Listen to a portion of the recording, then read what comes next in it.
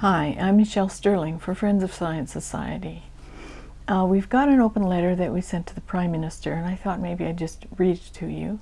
Some people are not crazy about reading longer statements, and any of the reports that I mention herein, you'll be able to see them in the link below.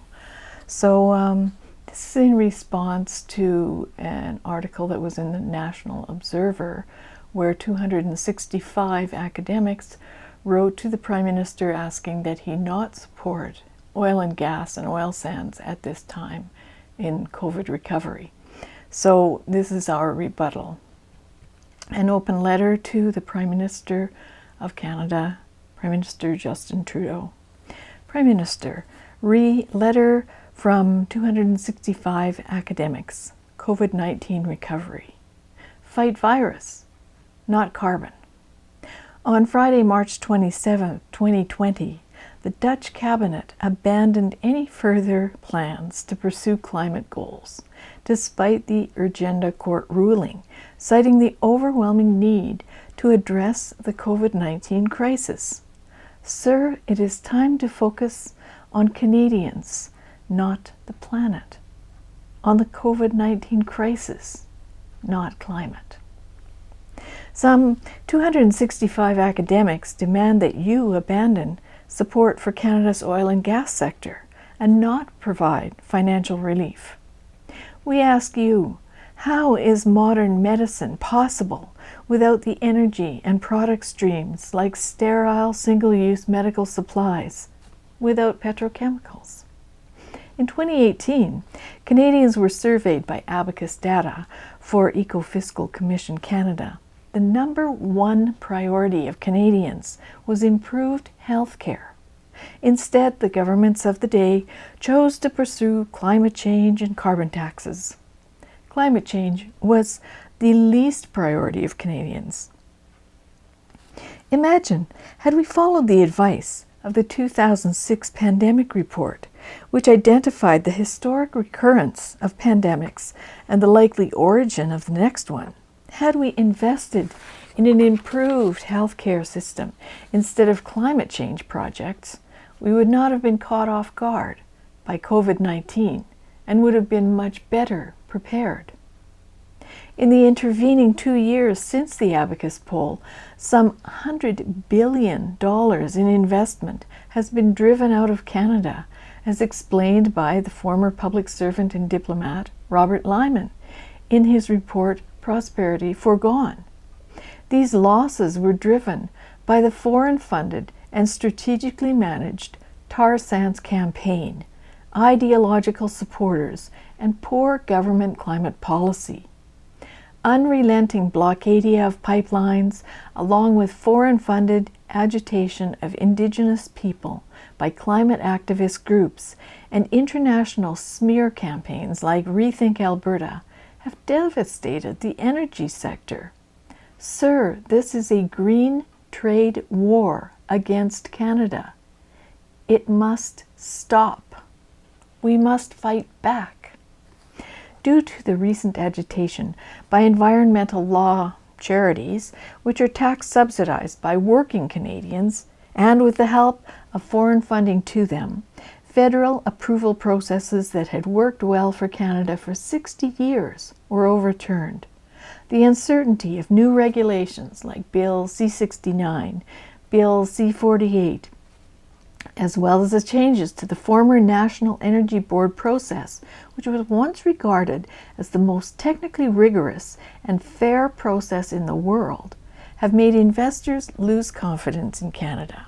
As of 2018, Canada has been deemed by PPHB Energy Investment Bank to be a country hostile to investment.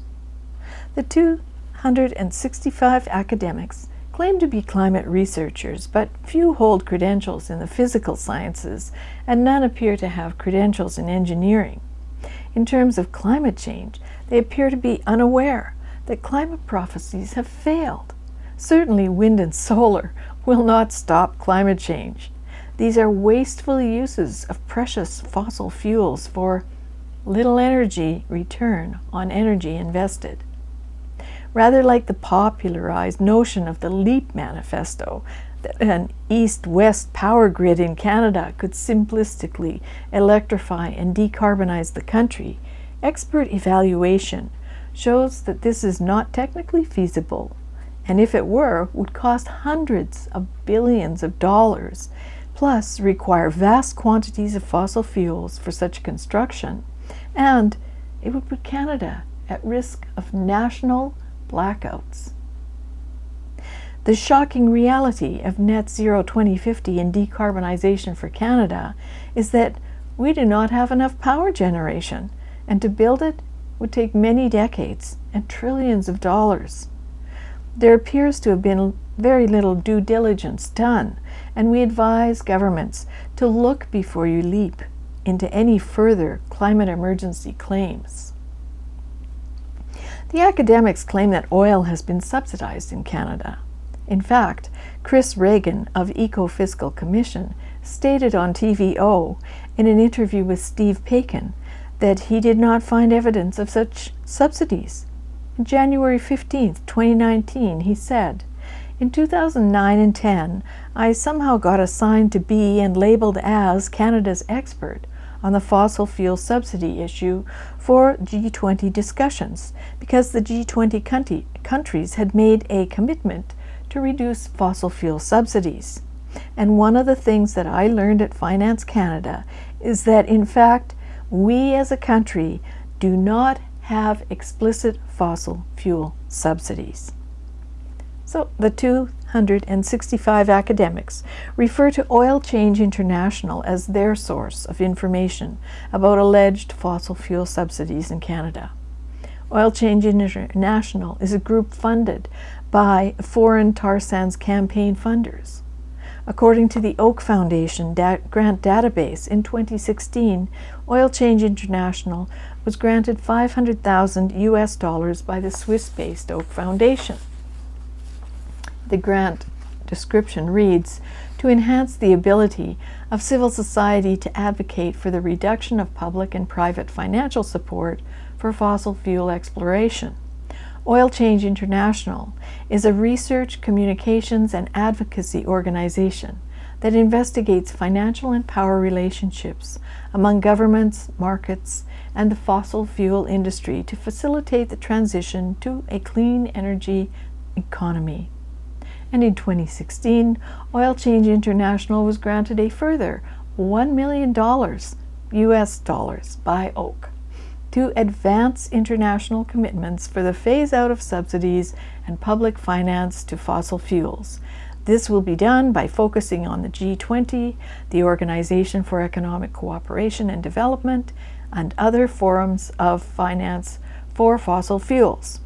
Together, the Global Subsidies Initiative, the Natural Resources Defense Council, Oil Change International, and the Overseas Development Institute are coordinating an international campaign to bring global taxpayer-funded fossil fuel subsidies to an end.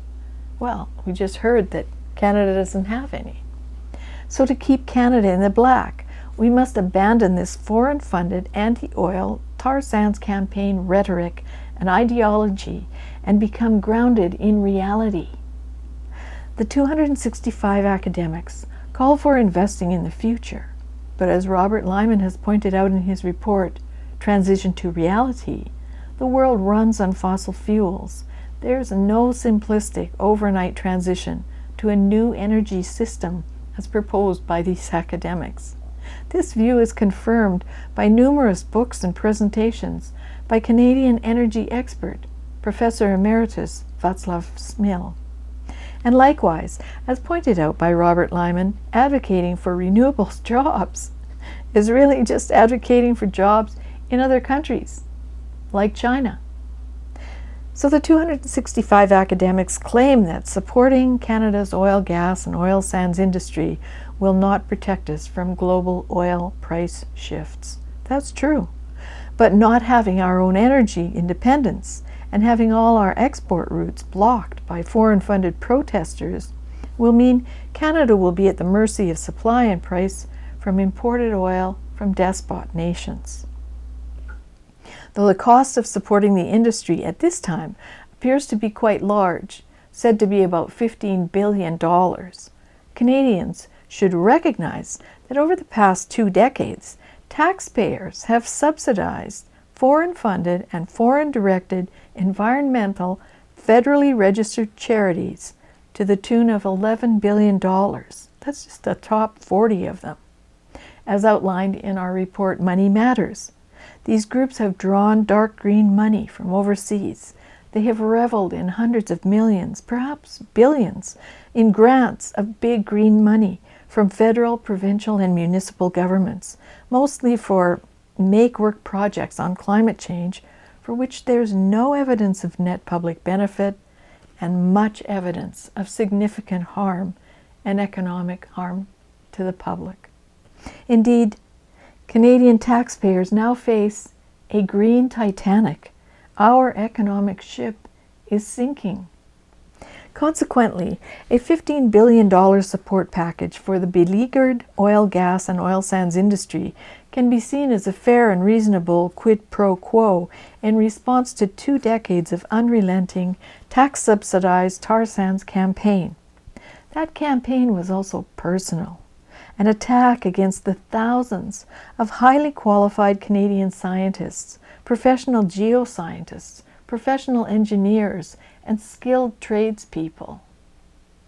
Many of these Canadians have been driven out of the country to seek work, or driven into despair, as activists and social scientists have drummed their careers out of existence and smeared their excellent academic qualifications.